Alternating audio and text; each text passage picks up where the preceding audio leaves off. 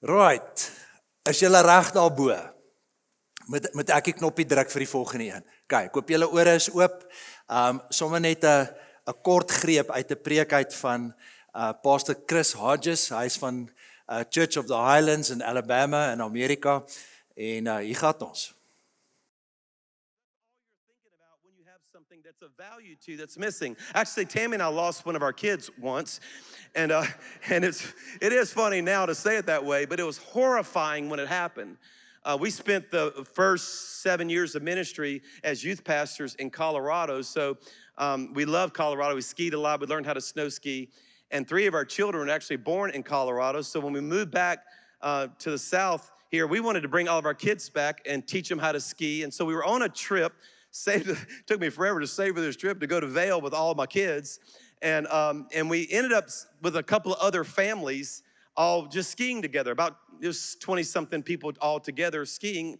We skied for 3 days, and the last day of the trip, we were just gonna hang out like in the village and not ski, just go through the shops and things like that. It was our last day there. And so we're kind of going through town a little bit. In fact, I brought a picture of the place that we started at. Actually took this picture after the story I'm telling you because I wanted people to be able to see it. We actually went into that Starbucks right there, 20-something people. And while we were all in there ordering coffees, my youngest son, his name's Joseph, he's autistic. He's on the autism spectrum. And he's pretty high functioning, but he doesn't communicate well at all. And especially if the environment gets tense, you parents that have autistic children or those on the spectrum, you understand that there are situations that when they go through it, it freaks them out and they can it shuts them down. He can get shut down in a second. He couldn't even handle being in a room like this, but it's just because it's just too much activity. And so anyway, it's a problem for him. He was 12 years old at the time, but while we were all ordering coffees, he doesn't tell us, and he goes into the bathroom right when we were done. So we walked out, 20-something people out of that Starbucks, and we literally went into that Marble Slab Creamery next, all 20 of us. We were gonna eat our way down the street. Come on, somebody, all right? So we all went in there. When we all went into that ice cream store, you can take it down now, Joseph comes out, and he doesn't see us, and he goes the other way. Well, just that week, we had read a story about a little teenage girl who was abducted in that town, and they found her dental remains in the mountains on a satanic altar. Like she was used. Yeah, that's the first thing that I thought about. And I freak out. I'm not talking about little bit freak out. I'm freaking out, crying. I said, guys, Joseph's missing. And I am panic stricken. It literally, to date, was the worst moment of my life. You parents know what I'm talking about. It was just the most sickening feeling of my life. Almost like it was choreographed. 20-something people went in 20-something different directions. I mean, I'll never forget my daughter jumped on, this bus passed by and she jumped on, she goes, I'm gonna go find him on the buses. And everybody went into a different store. We just took off in different directions. I went and found a security guard who was leaning up against the building. I'll never forget this. He was standing there just doing it, guarding the place, and he had a radio and a gun, and I ran up just panicked. Sir, you gotta help me find my son. I have a little autistic son, he's 12 years old, and he's missing, and he's like a little red-headed guy, and you gotta help me find him. And he said, without unfolding his arms, he said, well, did you look the last place you saw him? Can I confess my sins in church, everybody? Is that all right? Brother, it made me so mad. I'm like, man, you're the one with the gun and radio, help me out. And he wasn't grabbing the urgency of that moment with me. The way I like to say it is, I was irritated by his inactivity because something of value to me was missing. I want you to hear that today, because I know God loves us. He cherishes us. He's so grateful that we gathered in auditoriums all around the world to worship his name. But I just tend to think that might get a bit irritated from time to time with our inactivity, because there's a whole world that he so loves that is missing, and he just loves for us to see it too. Come on, if you believe it, give a free chapel kind of praise break right here. Just honor God, yeah. Open your eyes. Man, I like lunch too, but there's a whole town coming out right now. Open your eyes. Look at the fields. 25 minutes later, I'll never forget it. It took us 25 minutes. It felt like 25 hours. I found Joseph, or he found me. I saw him, face red, sobbing his head off, head going side to side, screaming out, "Daddy, Daddy," just looking for us. He crossed this, I'll never forget, this little stone bridge over a creek when I saw him, and I yelled out to him, "Joseph!" And he turned and saw me and just made a mad dash, arms open wide, and we embraced. "Daddy, where were you?"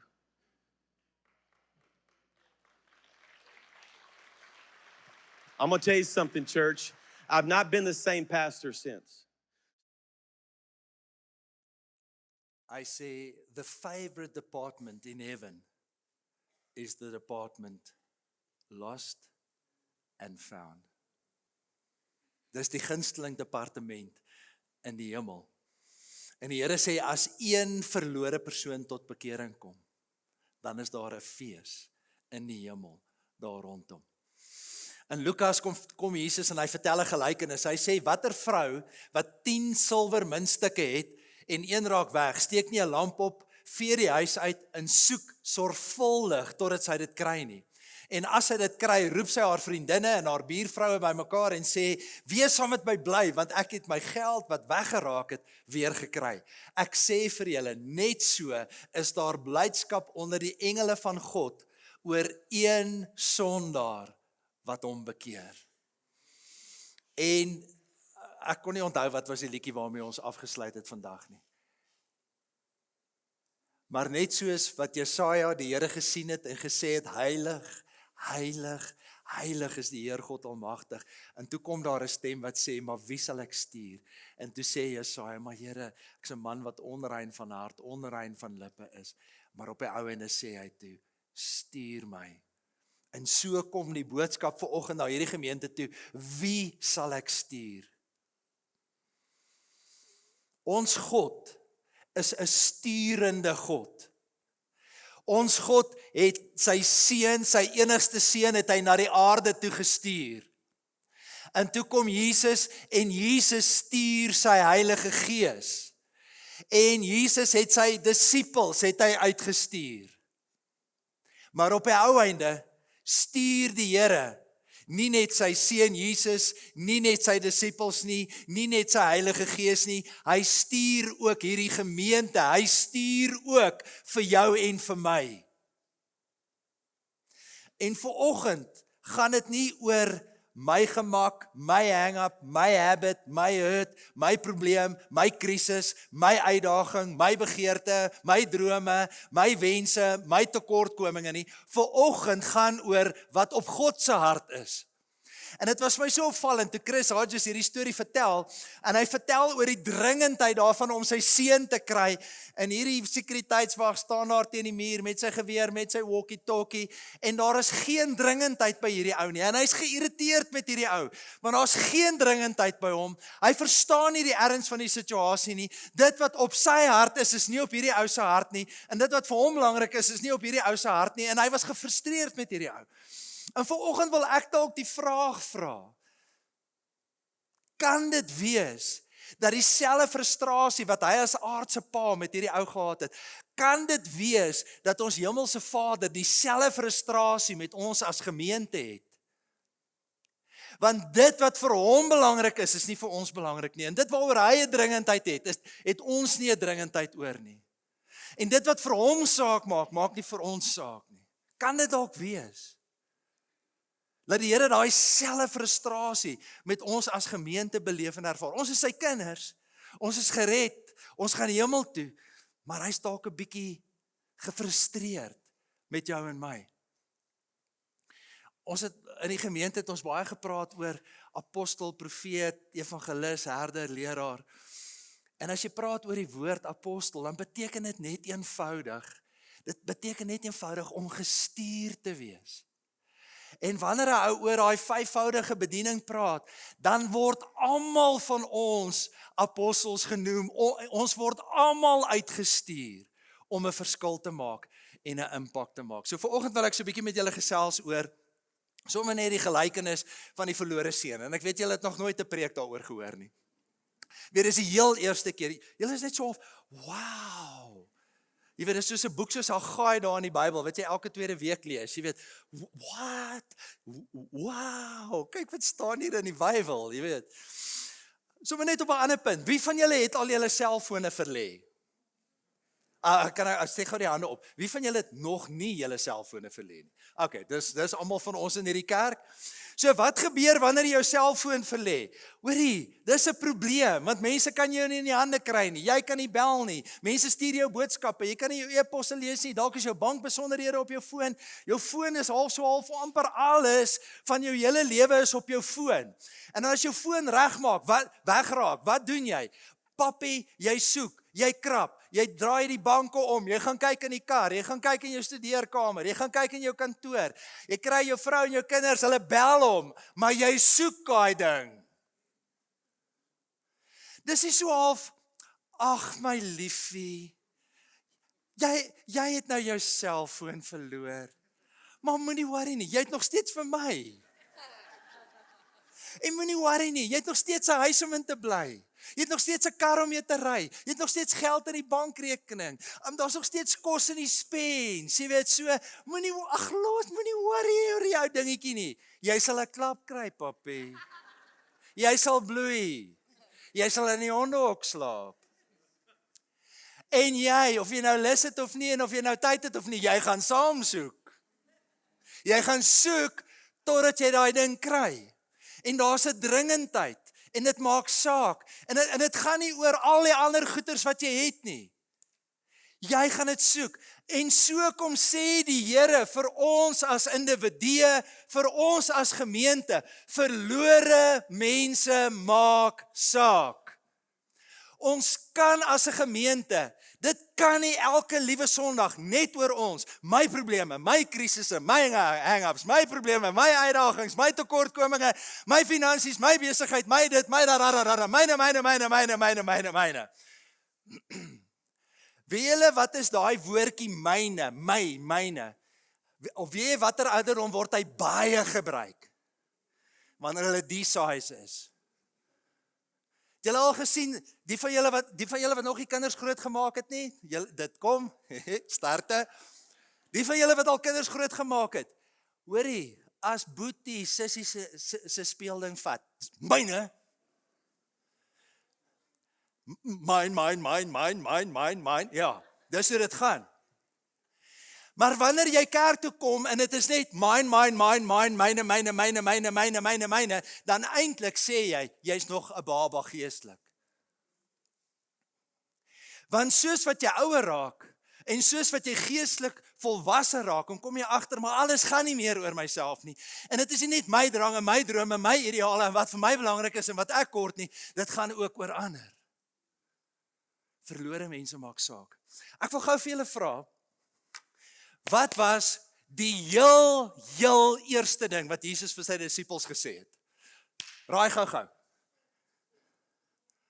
Okay, daar op die peanut gallery. Hallo. Okay, wat sê julle hierso? Oei, hierdie hele blok staan in slaap. Wat was dit? Weet julle wat vir my amazing is van Jesus? Toe hy sy disippels bymekaar maak, toe kom hy net daar en hy sê, tada! Ek is die Messias. Ek is die Seun van God. Ek gaan die brug na die Vader bou. Ek gaan sterf vir julle sondes. Wie van julle is siek, kom dat ek julle gesond maak. Wie van julle duiwels, kom ek gaan hulle jaag. Wie van julle dooies, kom ons wek hulle op. Nothing, papa. Dit het glad nie gegaan oor hulle drome, hulle begeertes, hulle ideale, hulle uitdagings, hulle tekortkominge, hulle needs nie. Die heel eerste ding wat Jesus vir sy disippels sê, eendag toe Jesus langs die see van Galilea loop, sien hy twee broers, Simon wat ook Petrus genoem word, sy broer Andreas, hulle was besig om 'n werpnet die see uit te gooi, want hulle was vissers van beroep, en hy sê vir hulle, kom hier, kom saam met my, en ek sal julle vissers van mense maak. Hier sit 'n klomp ouetjies. Hoorie, een ou se skoonma werk op sy spiere, die ander een het geld in sy regter groot toon, hierdie een het kanker, daai een het die en daai dat. Jesus praat glad nie daaroor nie. Hy sê kom en ek maak julle vissers van mense. Die heel eerste ding wat hy doen is om vir hulle identiteit, 'n roeping, 'n purpose te gee. En hy sê, this is not about yourself. En dit het hulle net so 3 jaar en 'n bietjie gevat om te klik wat Jesus vir hulle hier gesê het. Hulle vang dit nie. Hulle dog, hier's nou iemand wat die Romeine op sy plek gaan sit. Hierdie gaan 'n politieke leier wees. Hierdie ou gaan Israel se glorie daar weer herstel. Hierdie ou is die Messias wat alles gaan verander. En weet jy waar begin hy? Volg my en ek maak jou 'n visser van mense. En vandag sê die Here vir jou, ek weet jy het uitdagings in jou liggaam. Ek weet jy het uitdagings in jou gesin. Ek weet jy het uitdagings in jou finansies. Ek weet jy het uitdagings in jou gemoed. En hy sê, volg my en word 'n visser van mense. En soos wat jy dit jou lewensdoel maak, so sort hy al die ander goeders in die proses uit, soos wat jy 'n verhouding met hom het. Okay, wie van julle wil raai, wat was die heel laaste ding wat die Here vir sy disippels gesê het?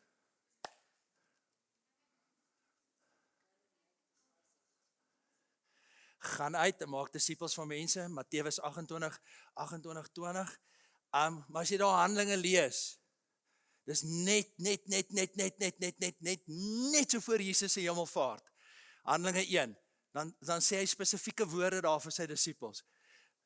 Weet julle wat was die heel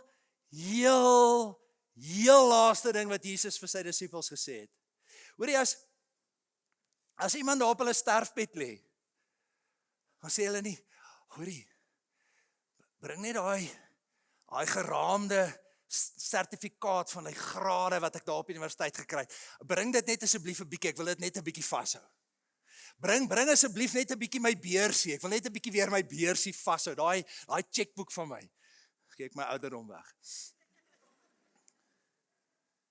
As jy op jou sterfbed is, jy worry nie oor jou chequeboek nie, jy worry nie oor die grade sertifikate nie. Die goed wat jy op daai oomblik oor praat, is significant, papi.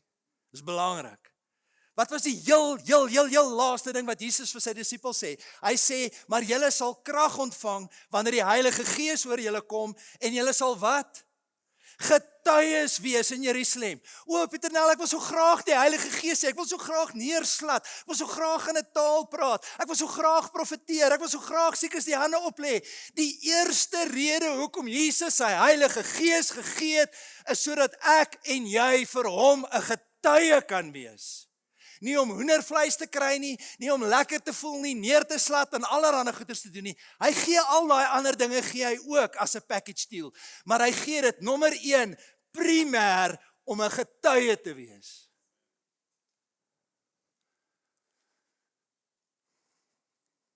En dis die gawes wat hy gee.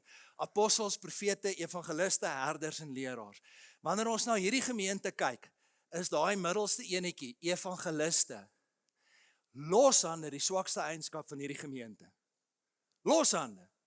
Apostel dit en die kom kuier. Hierdie profeet en daar's baie goeie beraders en goeie berading beskikbaar in hierdie gemeente. Ek dink ons het die voorreg om blootgestel te word aan wêreldklas teachers. Maar die een ding,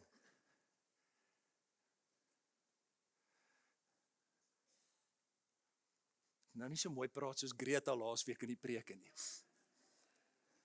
Sy kan bly wees, sy is nie permanent in hierdie gemeente nie. 'n Paar van julle sou al lankal al uitgehaal het. Loshande, die swakste eienskap van hierdie gemeente is die evangeliese been. En ons is geneig om te dink party is belangriker as ander. Die eerste ding wat Jesus vir sy disippels sê, volg my en ek maak julle vissers van mense. Die laaste ding wat hy vir hulle sê is, die eerste ding, maak disippels, maak vissers van mense. Die laaste ding, julle sal my getuies wees. You better believe it's important. En as dit vir hom belangrik is, behoort dit vir jou en vir my ook belangrik te wees. En ek vra weer die vraag, kan dit wees dat die Here vir ons baie lief is, ek sy kind is, gered is, geroep is, maar dat hy dalk effens gefrustreerd is met ons as gemeente. Because it's myne, I, me, mine, ek, I, me, myself. Okay, nou kom ons by die verhaal van die verlore seun. Kom ons lees hom. Verder het Jesus gesê, daar was 'n man wat 2 seuns gehad het. Die jongste seun het vir sy pa gesê, pa, gee my die deel van die besittings wat my toekom. En hy het toe die goed tussen hulle verdeel.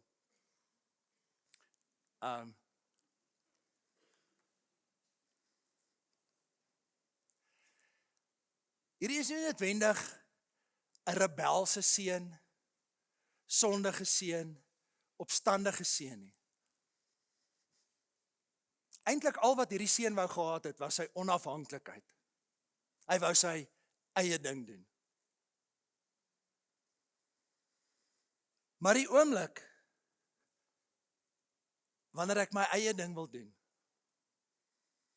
sonder enige beperking, sonder enige riglyne, sonder enige grense, dan beland ek in die moeilikheid.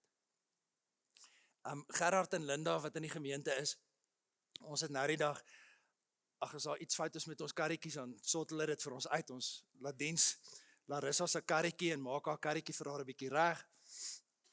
En hulle het so 'n paar honde daar op die werf. Maar as daai hek oopmaak, as hulle soos 'n pyl uit 'n boog uit, is daai honde daar uit, papi. En hulle wil net buite kan daai hek kom. En weet jy wat? En dan natuurlik doen hulle moeite en dan sniffel hulle gou daar buite en dan wagter, dan kom hulle terug. Maar ek sit so en kyk na daai honde. Maar daai honde sê iets van ons harte en gedagtes en ingesteldheid. En daai honde is net, hoorie, as ek net buite hierdie werf kom, hier's, en dis 'n groot werf, maar as ek net buite hierdie 4 mure kan kom, en ek kan daar buite, dan gaan ek vry wees. Maar ek sit daai hondjie, die een wat daar so uitgecharge het, ek sit daai hondjie so en kyk, en ek dink, luister Woefie, daar buite, daar's niemand wat vir jou gaan sorg nie. Daar's niemand wat vir jou gaan beskerm nie. En as jy op 'n plek kom, wat mense jy nie ken nie, gaan hulle vir jou onder die klippe stook of met 'n stok slaan en wegjaag. En hulle gaan nie vir jou kos gee nie. En daar's nie kos, en daar's nie water, en daar's nie 'n lekker hondehok of 'n warm bed by die huis om in te slaap nie. En toe ek daai hond so sien weghardloop, toe dink ek, maar dis presies hoe ons as mense is. Ons wil net, die Here se grense is vir my veiligheid, is vir my beskerming, is vir my voorsiening. Ons is opstandig teenoor daai grense, maar daai grense is daar vir my beswil. En dis nie daar om my in te perk en my van te steel nie. Nie lank daarna nie, die jongste seun alles tot geld gemaak, van die ouer huis af na 'n ver land te vertrek, daar het hy sy geld verkoos deur losbandig te lewe. Nadat hy alles deurgebring het, het daar 'n kwaai hongersnood in daardie land gekom, en ook hy het begin gebrek ly. Hy het toe sommer by een van die mense van daardie land gaan bly. Die het hom na sy plaas toe gestuur om die varke op te pas.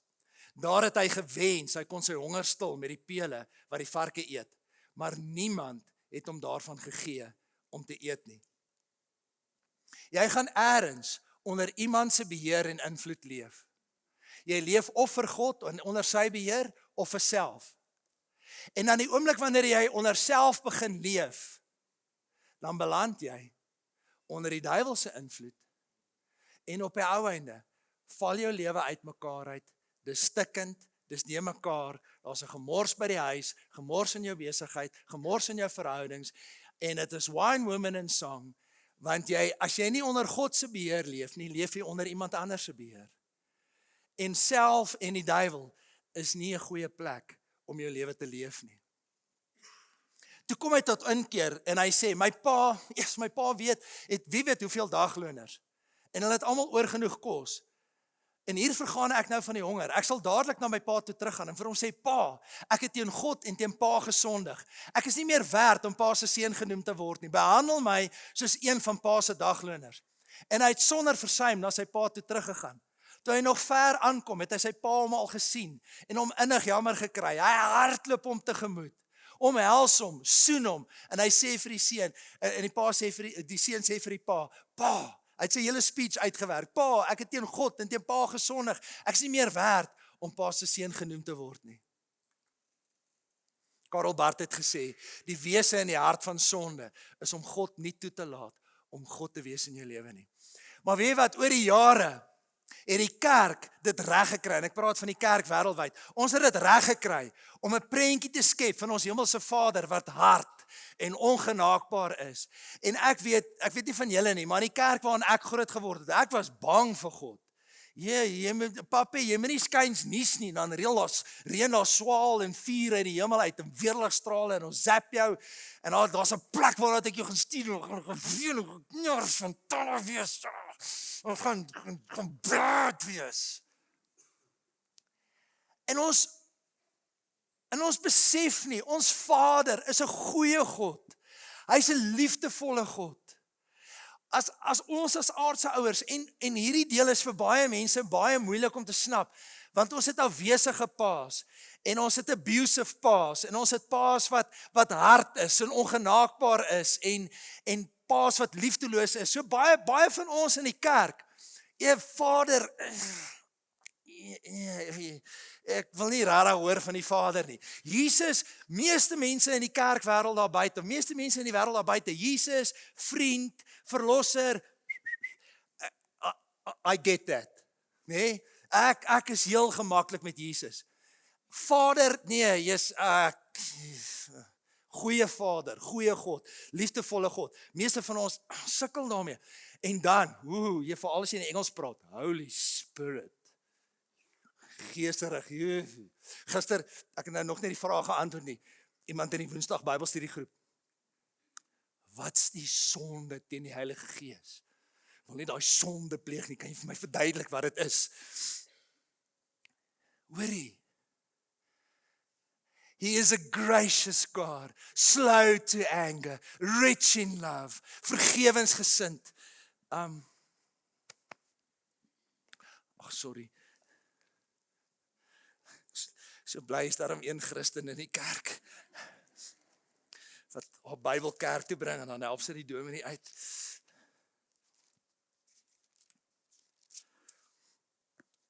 Jy moet hom ook 'n bietjie onderstreep.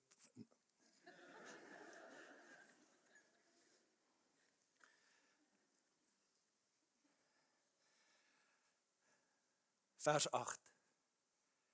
Barmhartig en Psalm 103 vers 8. Barmhartig en genadig is die Here, lankmoedig en vol liefde. Hy sal ons sondes nie bly toereken, nie vir ewig toornig bly nie. Hy handel met ons nie volgens ons sondes, vergeld ons nie vir ons ongeregtighede nie. Want so groot as wat die afstand tussen die hemel en die aarde is, so groot is sy liefde vir die wat hom dien. So ver as wat die ooste van die weste af verwyder is, so ver verwyder hy ons oortredinge van ons af. Soos 'n vader hom ontferm oor sy kinders, so ontferm hom die Here. En weet wat? Moses kom daar in Exodus 32 en hy sê, Here, ek wil U sien. Here, ek wil U sien. Here, ek wil U sien. En die Here sê, jy kan my nie sien nie, want dan gaan jy nie, you won't live to tell the tale. En hy sit hom daar in 'n rotskeer en hy sê, dan gaan ek my hand so oor jou hou en dan gaan ek verby beweeg. En toe God so by hom verby beweeg, toe sit hierdie refrein, I'm a gracious God, slow to anger, rich in love, abounding in love. Kom daai refrein. Die psalms praat daaroor. Dan kom jy in 'n boek soos Joel. Dan kom daai refrein. I'm a gracious God, slow to anger, rich in love. Jona hardloop weg. Jona hardloop weg van die Here af. Die Here sê, gaan Ninive toe. Hy klim op 'n skipie en hy vat 'n Mediterrane cruise daar na Tarsus toe. Want wie wil nou na Ninive toe gaan? En na die tyd gaan lê daar onder 'n besemboom, want hy het vir hulle gepreek. Turn or burn.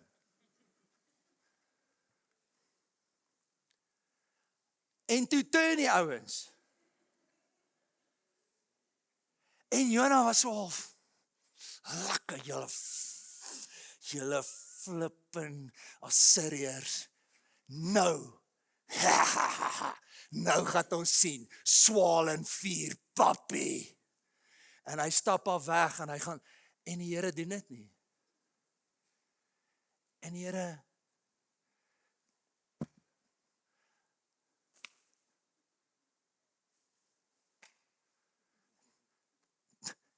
En hy vergewe hulle. En Jonah gaan lê daar onder 'n besembos in presies hierdie woorde.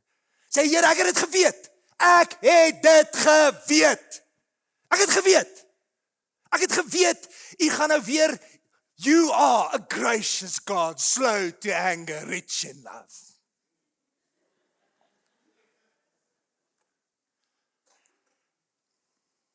Maar dit is wie jou Vader is, my Vader is, ons Vader is. So wat is die gevolge van 'n lewe van self?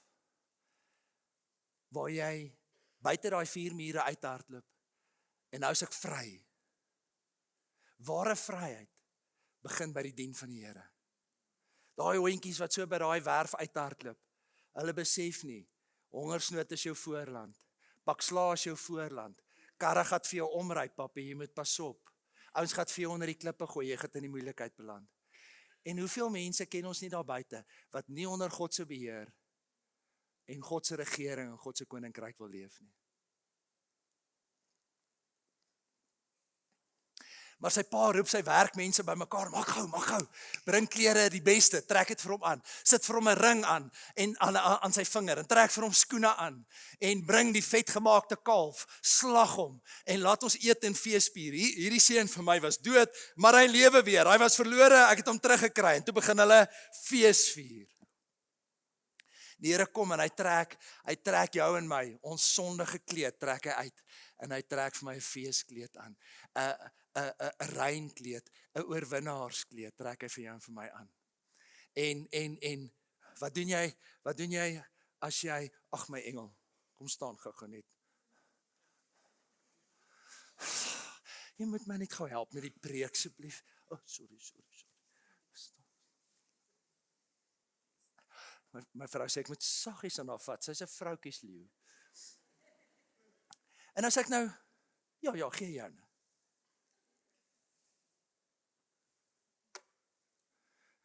Al uit die kameras.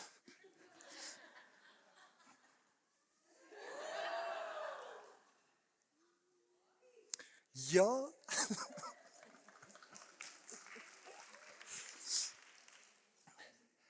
As ek dit doen, wat sê ek? I want a covenant with you. I want an exclusive covenant relationship with you. Die ring, slawe het nie ringe gedra nie, simbolies van autoriteit. Die koning het sy ring gevat met die seël daar in wax gedruk en hy gestempel autoriteit, sign of covenant. En die Here trek ons vuil klere uit. Hy sluit met jou 'n verbond. 'n Verbond wat sê, I will never leave you.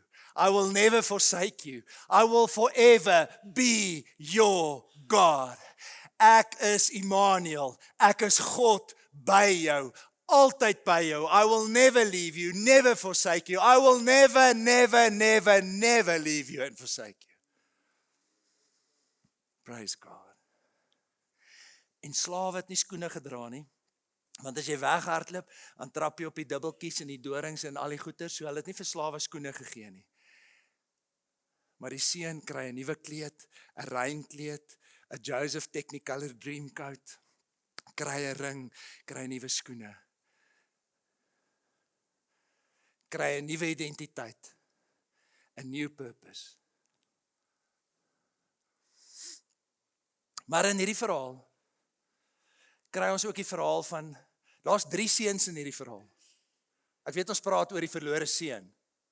Die verlore seun. Ons praat oor die oudste seun, maar daar's nog 'n 3de seun. Maar ons lees oor die tweede een. Sy oudste seun was nog in die veld. Toe hy terugkom en na by die huis was, toe hoor hy die musiek en die singery.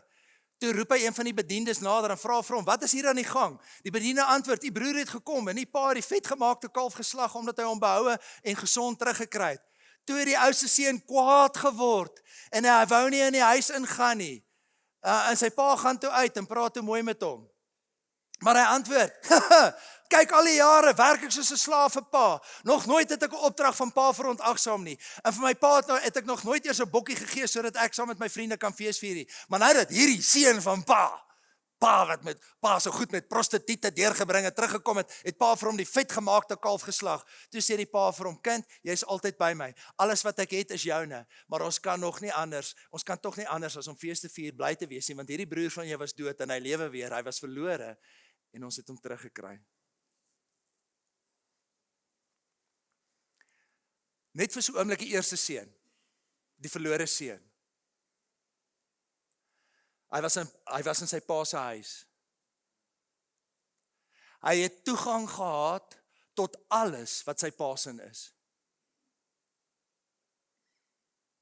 Besef jy, dat soos wat jy vandag hier sit, Here, ek soek dit, Here, ek soek dat, en ek het dit, en ek het die, en ek het daai nodig, en wat hiervan, en ek wil daai gawe hê, en ek wil meer vloei in die profetiese, en ek soek dit, en ek soek dat. Besef jy dat soos wat jy hier sit, het die Vader vir jou toegang gegee tot alles. In Jesus het hy vir jou alles gegee. Jy's deel van die Vaderhuis. Jy het toegang tot alles wat jy nodig het. Is die tweede seun opgewonde oor die verlore seun? Is hy bly oor die verlore seun? Maak die verlore seun vir hom saak?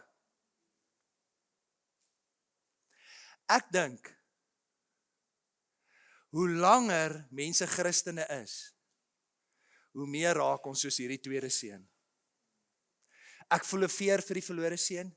Ons is so half, lekker, kry vir jou pappie, 1, 2, 3 blok myself. Wat die heng het jy gedink gaan gebeur as jy nou X, Y en Z doen? Lekker stupid, kry vir jou, suffer baby. En ons raak al hoe meer en al hoe meer en al hoe meer en al hoe meer soos die tweede seun.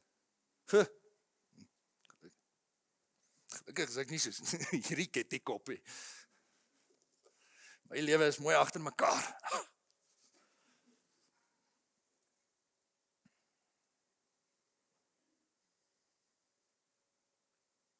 Verlore mense maak vir God saak. En omdat dit vir God saak maak, behoort dit vir jou en vir my ook saak te maak.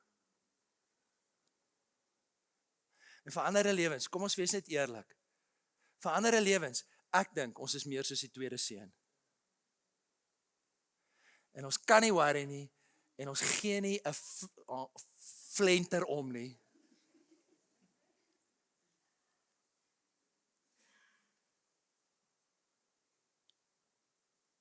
Vandag gaan nie oor jou nie.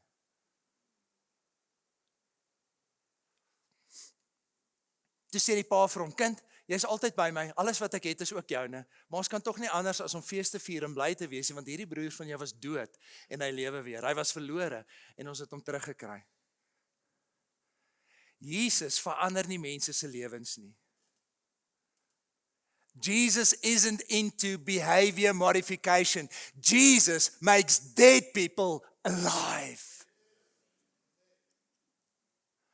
En hy roep vir jou en vir my om 'n instrument in sy hand te wees.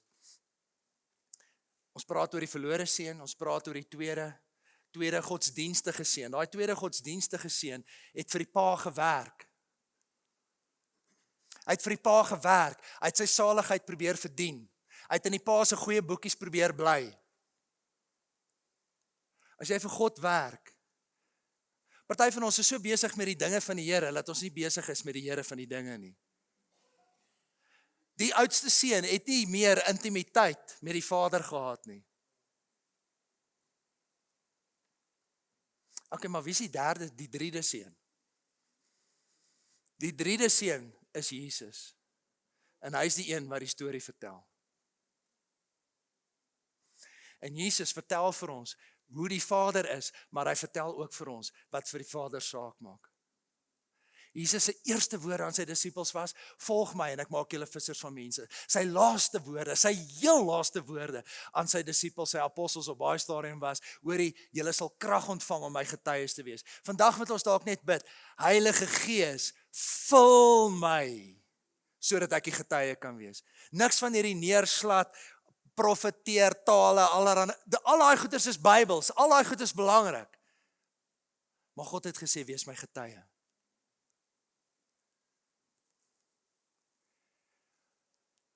verander lewens. As ons sê beleef, dan sê ons, it's about lost people being saved. And saved people being discipled. And discipled people set free and pastored people mobilized. Beleef, behoort, bemagtig, bedien. En vandag praat ons nie oor die behoort nie, better together, we learn in rows, we grow in circles, 2 vaar beter as 1, het julle dit al gehoor? Ja, ons praat nie oor behoort vandag nie, ons praat oor beleef. En jy is God se plan A. Dis al plan wat hy het nie 'n B, C, D, jy is God se plan A. Vinnige storie. Nou sit jy hier en dink jy, ja, Pieter Nel, jy weet, ek is nie 'n predikant of op pensioen nie, ek het 'n regte werk, okay? Ek drink nie heel lag tee in die skaduwee van die kruis nie. Werk jy net 1 dag 'n week nie, ek het 'n regte werk, okay? So 2 jaar terug, gaan ek en Eloise, julle moet net weet, die van julle wat hier sit, eerste ry, you're in the spitting zone.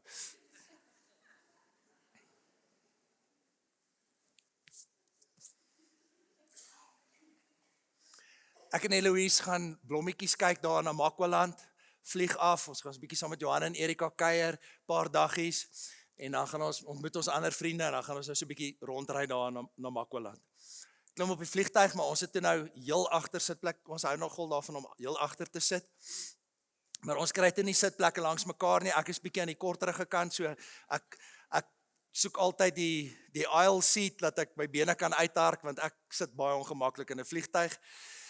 Anyway, nou sit ons so al 2 kante van die aisle, en nou kyk ek so deur die venster, en ek sien 4 sulke manne kom aangestap kom.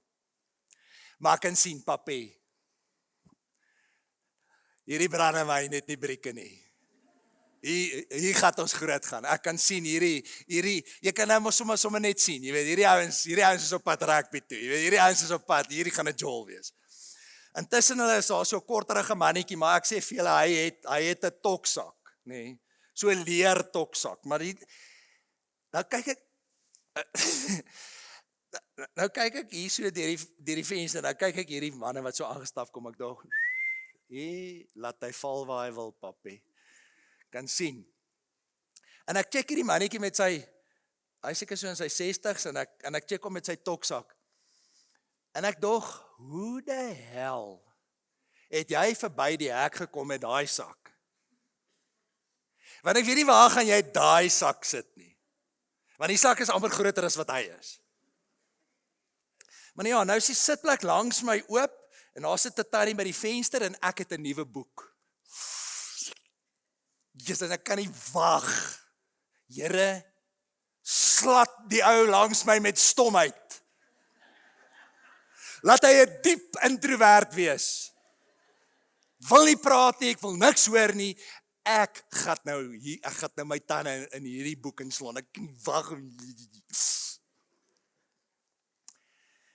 En daai mannetjie met hierdie movie se toksak. Langs wie sit hy? Nou is ek klaar geïrriteerd, want ek het van die vliegtuig af, het ek die discernment, om te weet, daai freaking tas gaan nêrens pas nie. Ja. Nou klouter hy daar, nou is hy nou eers, hy kom nie by nie. En, meneer,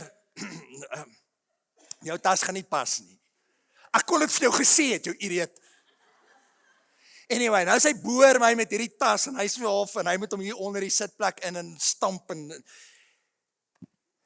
Here, gee nie vir my 'n Samsung anointing nie, iemand gaan seer kry. Plak hy ou langs my neer, hy is omtrent net party, die gat ons. Ek wag net so bietjie dat die vliegtuig ophou skud, dat ek kan begin lees. En nou begin die ou, vragtig is hy 'n ekstrovert. Ek wonder of daar 'n God is. Nou begin hy praat. Nou wag ek. Ek wag vir wat is die vraag? Wat is die vraag? Nou sit ek en dink, ek gaan vir hom sê ek's 'n beraader. Ek gaan vir hom sê ek's 'n leierskapskonsultant, motiveringsspreker. So, wat doen jy?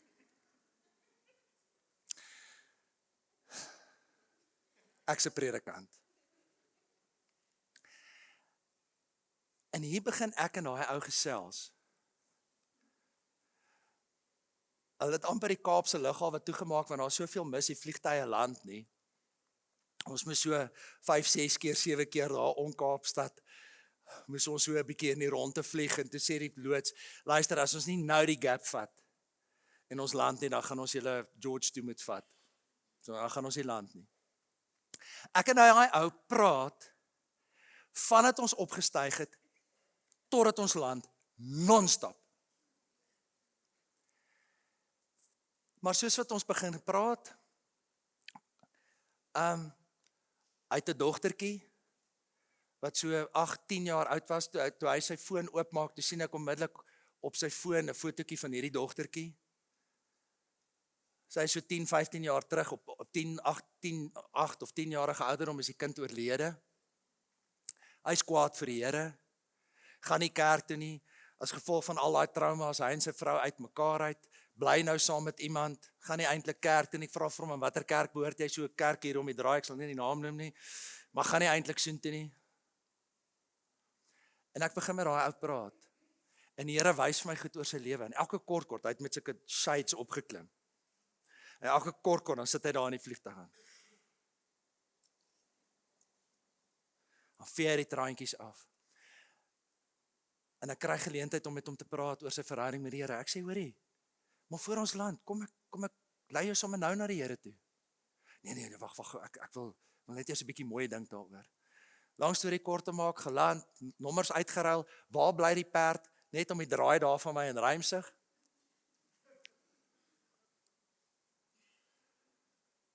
So 2, 3 maande op en af op WhatsApp, bel hy my, hy en sy vernoot my, ek gaan sien hulle by hulle besigheid, daai oggend gee hulle hart en hulle lewens vir die Here.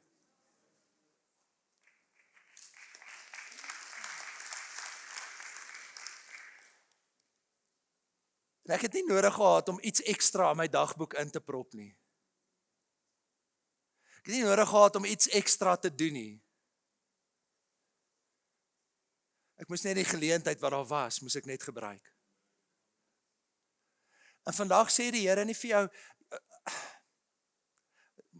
maak nog 'n ekstra agenda puntjie op jou dagboek nie. Al wat die Here sê is be intentional. Wanneer jy langs die sportveld staan, wanneer jy in die klaskamer is, wanneer jy om die boardroomtafel sit, wanneer jy om die braaivleisvuur staan, wanneer jy op die vliegtuig sit en lus het om 'n boek te lees en wens vir 'n introvert langs jou. Just be intentional.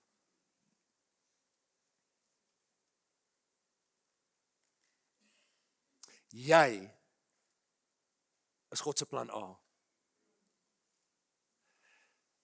Verlore goed soek ons. Verlore goed maak saak en dit behoort vir jou en vir my ook saak te maak. Ek wil vanoggend vra, watter seun is jy? Is jy dalk die seun, die verlore seun wat weggehardloop het, wat jou rug op die Here gedraai het, wat bang is vir die Here, wat weet jy dat jy dit gemis het?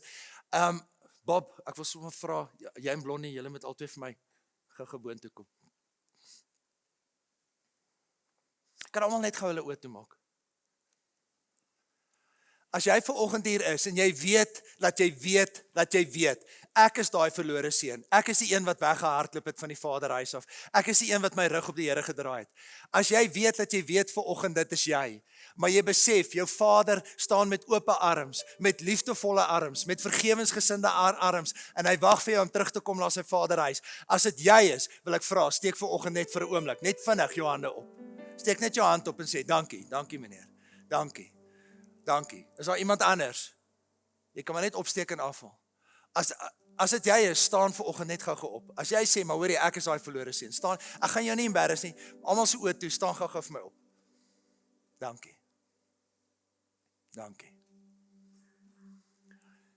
Vader, ons kom vandag na U toe. En dankie dat U 'n liefdevolle God is. Dankie dat U 'n vergewensgesinde God is. Thank you that you are slow to anger, rich in love. Here, dankie dat so ver as wat die ooste van die weste af verwyder is. Dankie Here, so ver verwyder U ons sondes van ons af. En ons kies vandag om ons harte en ons lewens vir Jesus te gee. En Here, ek leef nie meer my lewe vir myself nie, ek kies om dit van vandag af vir U te leef. Ek wil vra vir julle 3 wat staan, George en Renet, staan gou vir my op. Julle 3 wat staan, kom gou saam met my, saam uit na George en Renet toe. Hulle gaan net rustig net vir julle gebedjie sê, en net, mense, kom ons klap vir hulle hande.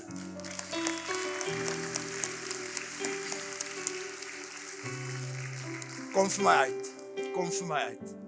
En George en Renet sal saam met julle bid.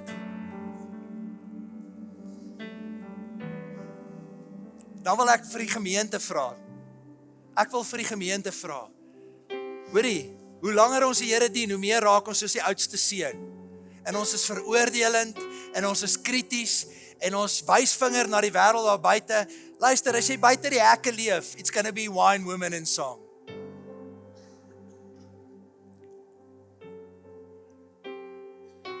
Maar as jy voel, jy het begin raak, soos daai tweede oudste seun, krities, negatief, foutvinderig, judgmental. Kom ons maak dit ons oë toe. Vader, vergewe vir ons. Dis I, me, myself, my probleme, my krisisse, my uitdagings, my drome, my ideale, my geld, my tyd. Here, ekskuus. It's become all about me. En Here, ons sing die liedjies in die kerk so maklik. Ons sing dit so maklik. It's all about you, Jesus, but actually it's all about me. En Here, jammer that it's become all about me. En vergewe vir ons. Here, breek die religion, breek die godsdienst en help vir ons om nie die tweede seun te wees nie. En almal sê, amen. En vandag wil ek vir jou vra om soos die derde seun te word. Die derde seun Jesus wat die storie vertel. En soos hy te word wat 'n hart vir verlore mense. Dis hoekom hy gekom het. Right. Verander lewens, ek wil jou challenge. As jy nie weet hoe om iemand self na die Here toe te lei nie. Hierdie is vir almal. Dan gaan ek jou leer. Maar baie van ons weet nie hoe om dit te doen nie. Ek wil vandag vir julle vra om vir my 2 Sondae in die jaar te gee. Daar's 52 weke in die jaar, daar's 52 Sondae. Ek wil vra dat jy vir my 2 gee en dat jy sal commit. Maak nie saak watter Sondag dit is nie, om iemand saam met jou te nooi kerk toe wat ver van die Here af is, wat soekend is, wat buite die hekke leef, wat vir homself leef en eintlik sy lewe besig is om op te mors. Ek wil vandag vir julle challenge. Gee vir my 2 Sondae uit die 52 uit. 2.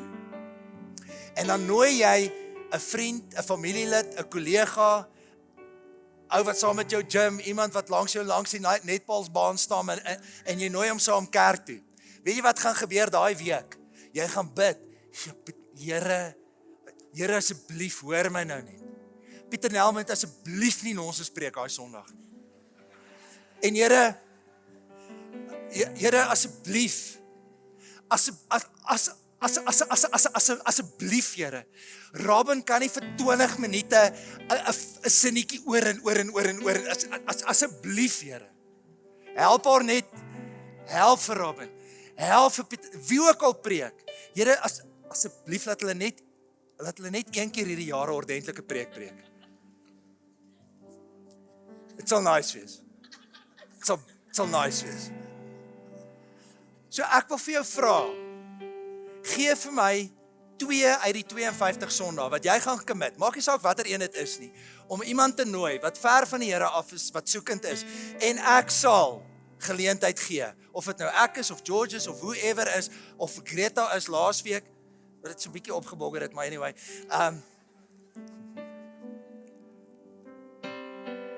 en En ons sal geleentheid gee vir 'n oorgawe. Verander lewens. God roep ons om hom te beleef. It's about lost people being saved. You're not lost.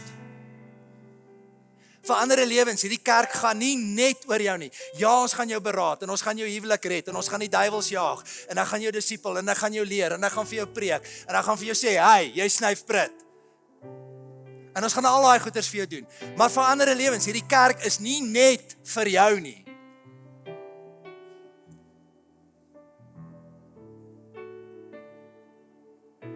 So, as jy commit om dit te doen, en jy hoef nie iets ekstra in jou dagboek in te werk nie, jy staan daar langs die netbalbaan, dan kom jy agter, hierdie twee snyf prit hoor. Julle het Jesus nodig, kom saam met my kerk toe. Jy nooi hulle sommer net daar, en jy is al, ek het nou die dag so in die gym gelag, as so 'n maar skoolseentjie. Jy is in hy pakkie gewigte aan, en ek hou hom so dop, ek dog, boetie. Maar nou hou ek hom dop, maar die pelle is nie daar nie. Jy is op 'n stadium laat sak uit daai gewig, wat.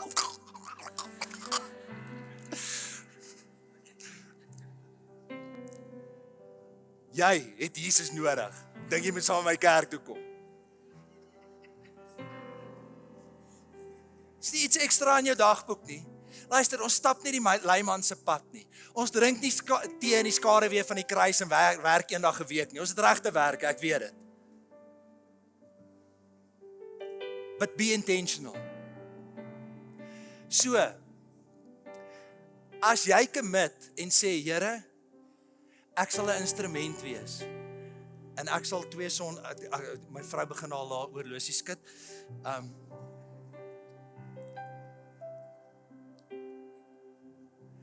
As jy commit om 2 Sondae 'n jaar vir die Here te gee, iemand saam met jou te nooi, saam met hulle te sit, wys waar is die koffie, wys waar is die piepie plek, wys waar is die kinderkerk, wys waar is Jaco met die jeug, saam met hulle kerk toe kom, okay, dis solank die dienste is, dis wat ons doen, okay, vandag is 'n bietjie langer, maar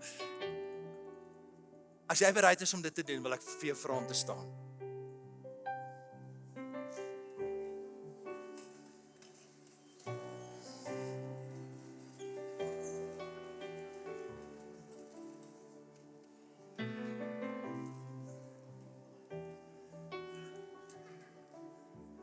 Sê saam met my, it's about lost people sê saam met my, it's about lost people getting saved, saved people discipled, discipled people set free and pastored, pastored people mobilized, en dis wat ons doen vandag. Gabriel, neem 'n foto. Ek wil vra, die 3de liedjie, het ek iets verkeerd gesê? Kan ons nog so 2-3 minute vat, is dit okay? Daai 3de liedjie wat ons gesing het. Center, Jesus be the center. Kan julle dit vir ons sing? En dan sing ons dit saam. En kom ons sing dit as 'n gebed en ons sê, Here, ons commit. En bid vir daai ouens, nooi hulle saam en ek sê vir jou, daai week gaan jy gespanne kerk toe kom en jy gaan bid. Here, laat Pieter Nel net 'n ordentlike preek preek. Here, laat Rabbe net vir 'n slag op die noot sing. Here, laat hulle by U kan uitkom. Kom ons sing dit.